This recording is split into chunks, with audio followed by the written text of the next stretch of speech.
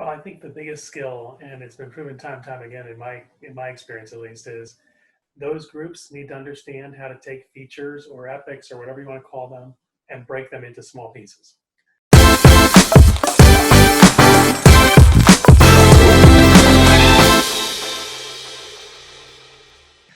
Welcome, everybody, to another episode of Real Agile or the BS. I'm your host, Peter Saddington at Agile Peter, and I'm joined by my colleague at Agile for All at Agile Bob.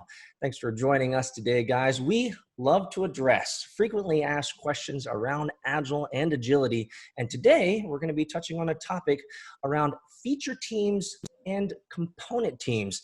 And so we want to go into this just a little bit. Are feature teams and component teams, we'll take each of these separately, is it real Agile or BS? Agile Bob, I'll let you take the first fly. Well, so let's get our concepts down here. So feature teams are teams that are structured so that they're cross-functional and can deliver an entire feature. So they don't need any outside help to deliver a feature. Component teams are basically structured to build different parts of a feature that then need to be integrated to create a feature. So there may be a database piece, there may be a front-end piece, et cetera. So those would be component teams. And I think feature teams clearly are real Agile. That's the way everything is defined. Let's have a team that can create value.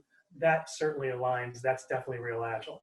The question for me comes about with component teams. Now, I did a certified a SAFe class a long time ago with Dean Leffingwell, who created SAFe. And in his estimation, larger groups needed component teams. It was just a reality, so don't try to fight it. And I just find that to be kind of BS. I don't like that concept at all. I think that when you start to have to integrate, you run into big problems. And in fact, in my CSM classes, I often say integration is the longest four-letter word in the English language. We are terrible at it. We make all kinds of mistakes. It's where all our bugs come from. So we want to optimize away from integration. So for me, component teams definitely are BS, because what you're doing is you're hiding the fact that you don't know how to work together. And I think of Agile as a way to expose your problems and fix them, not hide them. So the fact that component teams are hiding problems, to me, that makes it BS. And I think in a lot of ways, well, the traditional approach to any type of work, and I'm using this with a capital T, the very traditional way is component teams. It comes from kind of a manufacturing. It's a traditional way of organizing teams. It defines generally unique individual level contribution to a system, and generally in a lot of ways creates a lot of dependencies. And so the modern way of organizing teams is around feature teams, ensuring, just like you said, cross-functionality, multiple specializations, focuses on the customer-centric value stream, as well as system productivity as a whole. And so the better way of doing work is absolutely feature teams. It has to be that way if you want to be, I would say, truly agile, allowing feature teams to be able to create something from soup to nuts. Now, the rub here and the friction often is, how do we move component teams to feature teams? And so that's a question that kind of emerged in my gut here as you were talking here, Bob. And so what would be some of your suggestions when it comes to, hey, I'm in a traditional world with component teams. We have a discovery team. I'm making this up as I go. We have a requirements team, and then we have a development team. Then we have a QA team, an integration team, all components, all part of larger system, often waterfall-esque in nature. How would you go about helping component teams grow into or emerge into or evolve into feature teams? Well, I think the biggest skill, and it's been proven time and time again in my experience at least, is those groups need to understand how to take features or epics or whatever you want to call them and break them into small pieces. And the pieces can't be by component level. The pieces have to be, as we say, vertical slices, valuable slices of whatever it is. And once they learn that skill, then they're no longer tied to the fact that they need a large team to do each of these things, because they can have a small team that can handle all of that. So then you can take your component teams and simply say, okay, we've got 6 teams.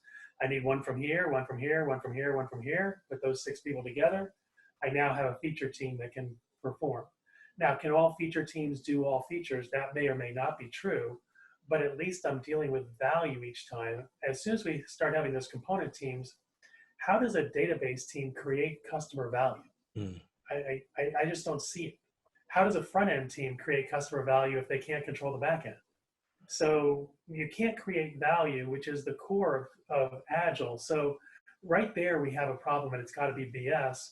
If we can make those small slices of value be something that we know how to do, then we can create teams that are small and create value. But that's a skill so many teams don't know how to do. They don't know how to take big work and slice it small, because I think part of it is it's not how their brains work. And I think another part of it is they just can't see those small pieces actually having value. So I'll give you an Mm. example from a class that I use all the time: a login screen. Right? Login screens, we all use them. If you have two boxes and a button on the screen, you have a login screen. It isn't great, but it's a login screen that has value. I can now log into the system. Maybe in the next iteration we say, hey, it would be good to know which one was the username and which one was the password field. Right now we've added more value, and we can continue to add value to create a full-featured login screen, but we start with very small slices of it, and we have, from day one, we can log into that system. And that's a huge difference from component teams that would say, oh, well, we need the back end, we need the encryption, we Right. need the front end, we need the branding, we need all this stuff, and it doesn't function without all of it. That to me is just the wrong way to look at things. Absolutely. And I think a different way, a different vantage point of looking at what you just said is with a feature team, you can deliver an entire piece of functionality to a user for review, for feedback to see and validate whether it's correct or not. When it comes to component teams, you have to pass that work through each component team to actually get some sort of feedback or value to the customer. And what happens is it creates lots of delay, creates lots of cost, risk, obviously, with handoffs. And so there's a lot of negatives to component teams. However, most companies are situated and set up at a component team level. It's the traditional way of thinking. And so just as you said, Bob, a lot of it is around education. How do we educate people and educate teams to work together to slice things down so there can be a true increment of product value there? I think a lot when it comes to component teams and feature teams, and your previous statement from around Dean Leffingwell, who saw it as an absolute reality that, especially from his context, companies at scale require maybe even component teams. How do we deal when it comes to Agile and Scrum at scale when we want to have feature teams and every team be a feature team delivering value from soup to nuts, from nose to tail? How do we deal with Agile at scale when we are also have component teams that are so distanced and are hyper specialized? What would be your suggestion, Agile Bob, in bringing in component teams that are hyper specialized to create feature teams across an enterprise? Well, that's a really good question. Obviously, a hard problem. I don't think there's any real one solution, but I think part of the issue we have is management.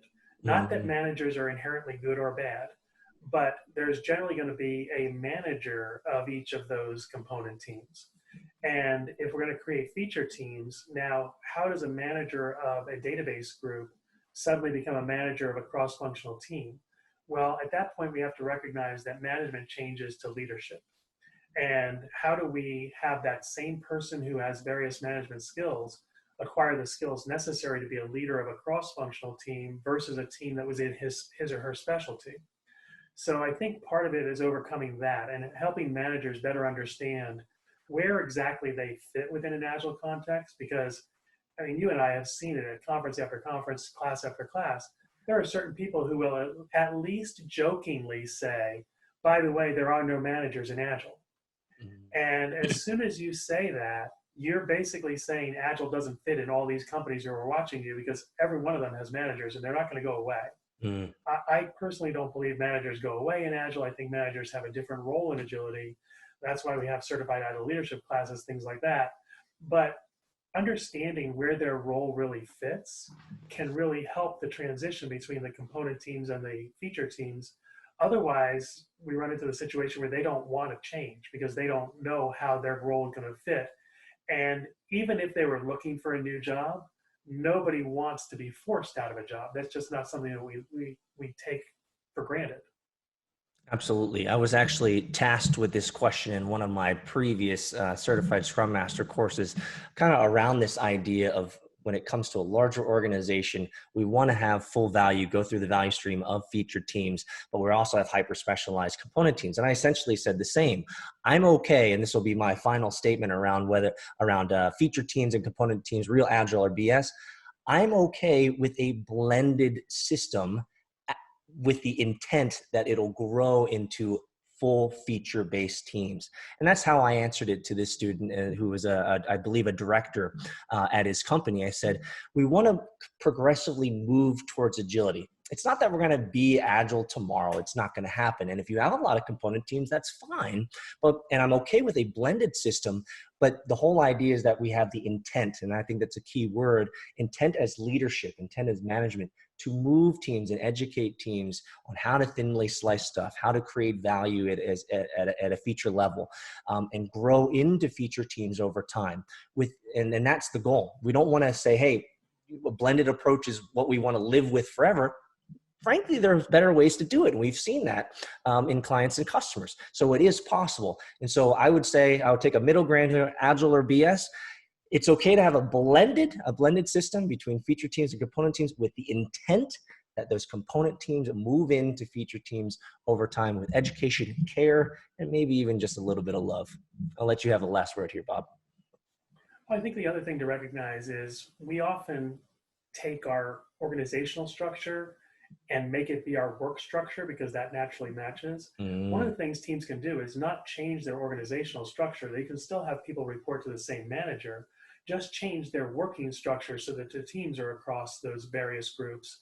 So now a manager of the database group is not their day-to-day, I'm going to tell you what to do kind of manager.